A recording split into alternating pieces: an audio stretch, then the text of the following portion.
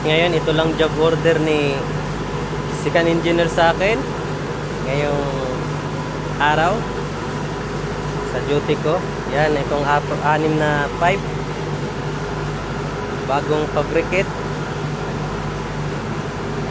Pinapa primer gray. Double coat.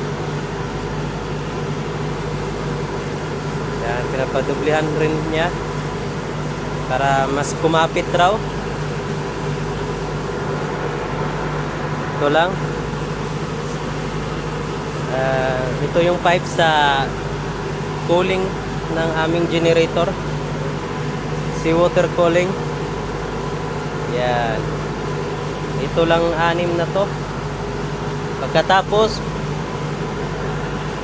magtingin-tingin na lang ng generator na umaandar and pahinga. Impas ang dollar. Yun. Pero grabe din na init. Sobra. Walang lower. Mainit pa sa labas.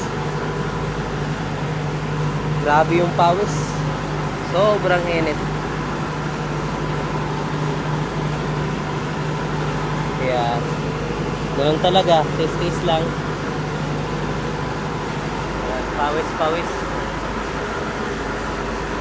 Ito lang ang ginagawa ko pero pawis na pawis pa rin